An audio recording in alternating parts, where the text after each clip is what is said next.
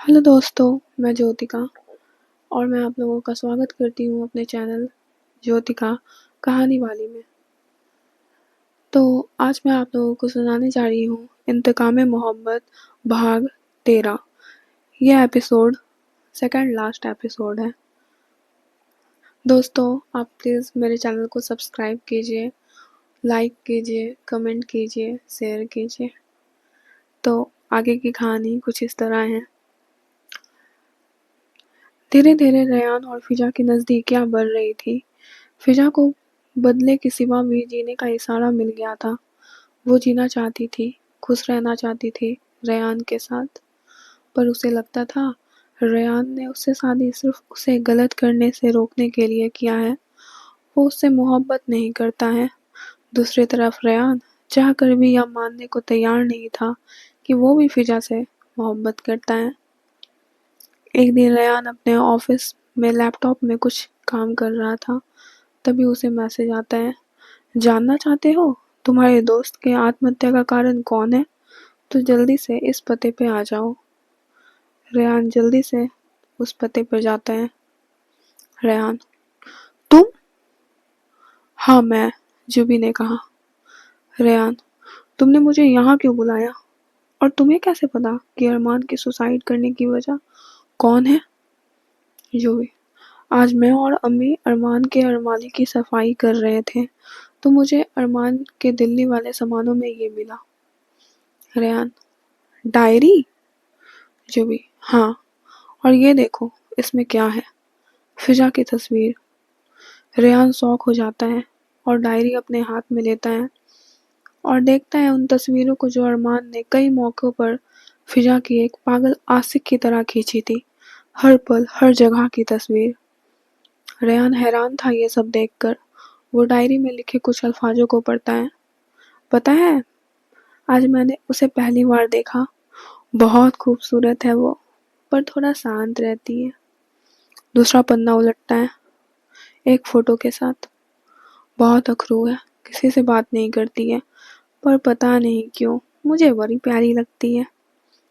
तीसरा पन्ना फिर से एक नए फ़ोटो के साथ। आज मुझे उसका नाम पता चला। उसका नाम वही है जो उसके आने से मेरी ज़िंदगी में आ गई है। एक नई बहार, मोहब्बत की बहार, खुशनुमा ज़िंदगी। फिजा, फिजा नाम है उसका। रेहान जल्दी से डायरी बंद कर लेता है। उसमें आगे पढ़ने की हिम्मत ही नहीं थी। रेहान डायरी लेकर घर आता है और फिजा से उखड़ा उखड़ा रहता है। फिजा रेहान को उसे तवज्जो ना देना महसूस कर रही थी। फिर सोचती है रेहान से उसकी नाराज़गी की वजह पूछने का। फिजा, रेहान क्या हुआ, सब ठीक है ना? रेहान, हाँ।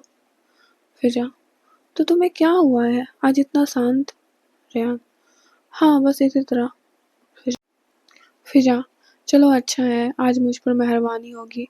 रोज की तरह आज तुम्हारी बकबक नहीं सुननी पड़ेगी। रेहान, तो फिर खुश रहो और मेरे मसलों से दूर रहो। इसी में तुम्हारी और मेरी दोनों की भलाई है। फिजा, अरे मैं तो बस मजाक कर रही थी, तुम्हारा मूड ठीक करने के लिए। और ये अचानक तुम्हें हो क्या गया है, बताओ ना मुझे। Rehan, oh for God sake Fiza, मुझे अभी तुमसे कोई बात नहीं करनी है, प्लीज जाओ यहाँ से। फिजा उसे प्यार से समझाने की कोशिश करती है। क्या हुआ, ऑफिस में कोई मसला है? अच्छा तो क्या मुझसे कोई गलती हुई है, बोलो, मुझसे बात तो करो। अच्छा ठीक है, सॉरी, पर ये तो बताओ मेरी गलती क्या है? रेहान गुस्से से खड़ा होता है, तभी उसके हाथ से वो डायरी गिरता है। फिजा, तुम्हें एक बात समझ नहीं आती है, मुझे तुमसे कोई बात नहीं करनी है। फिजा की नज़र उस डायरी पे जाती है। वो डायरी उठाती है। डायरी खोलते ही फिजा को उसकी तस्वीर दिखती है। वो डायरी पढ़ना शुरू करती है और हैरान हो जाती है। फिर वो जल्दी जल्दी डायरी के पन्नों को पलटने लगती है। डायरी के हर पन्ने पे उसकी फ़ोटो के साथ कुछ लिखा था। फिजा को अपनी आंखों पे भरोसा ही नहीं हो रहा था। वो हैरान थी ये सब देख के। फिजा, तुम्हें ये डायरी कहाँ मिली? रेहान, ये डायरी मेरे दोस्त अरमान की है, जो तुमसे बेहद प्यार करता था और तुमने उसे ठुकरा दिया और वो नादान तुम्हारी मोहब्बत में अपनी जान दे बैठा। फिजा, तुम किसकी बात कर रहे हो? मैं तो किसी अरमान को जानती तक नहीं हूँ। रेहान, झूठ, एक और झूठ। जिस तरह तुमने अपनी पहचान छुपाई उसी तरह तुम हमसे ये भी छुपाना चाहती थी। फिजा, नहीं रेहान, ऐसा नहीं है। तुम मुझे गलत समझ रहे हो। रेहान, अब मुझे तुम पर जरा भी एतबार नहीं है। चली जाओ यहाँ से चाहत। फिजा, रेहान तुम मुझे चाहत कब से बोलने लगे? रेहान, तो क्या बोलूँ? तुम्हारा नाम मुझे मेरे दोस्त की आत्महत्या की याद दिलाता है, जो उसने तुम्हारी वजह से की है। मुझे नफरत है तुमसे और तुम्हारे नाम से। मुझे तो पहले ही समझ जाना चाहिए था, जब मैंने तुम्हारा ब्रेसलेट, वही सेम ब्रेसलेट अरमान के भेजे हुए फ़ोटो में देखा था। मैं कैसे गलती कर सकता हूँ? फिजा, नहीं रेहान, ऐसा नहीं है। मैं तो जानती तक नहीं थी अरमान को। रेहान, मुझे तुम्हारी किसी भी बातों पे विश्वास नहीं है। तुम जानती थी अरमान उमैर अंकल और रफ़िया आंटी का बेटा है, इसलिए तुमने अपने बदले के लिए ये सब किया। मैं अब सब समझ गया हूँ Fiza. I just hate you. दूर हो जाओ मुझसे। अभी और इसी वक्त चली जाओ यहाँ से। मुझे तुम्हारा साया एक पल भी मेरे पास बर्दाश्त नहीं है। Just go away. चली जाओ यहाँ से।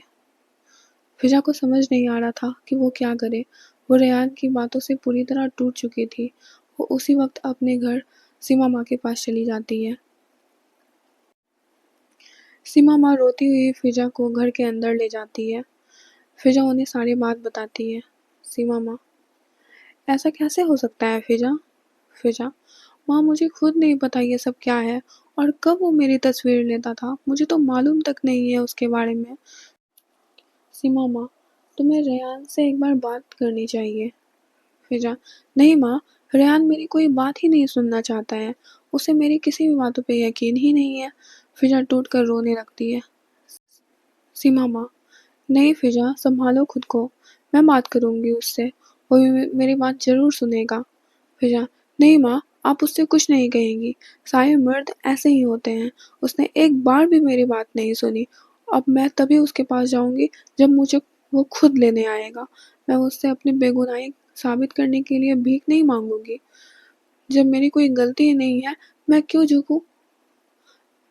पर माँ, अगर वो नहीं आया तो मैं क्या करूँगी? आप सही कह रही हैं।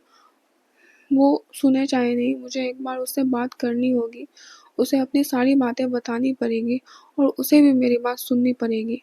फिजा सीमा माँ के घर से उसी वक्त जाने लगती है। सीमा माँ, नहीं फिजा, इस वक्त नहीं, बहुत रात हो गई है। हम कल जाएंगे, रेहान से बात करेंगे और उसे समझाएंगे। फिजा, माँ तब तक बहुत देर हो जाएगी, मुझे अभी ही जाना होगा।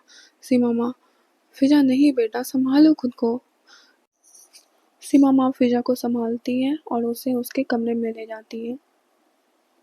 दोस्तों, कैसी लग रही है आपको इंतकाम मोहब्बत की ये कहानी?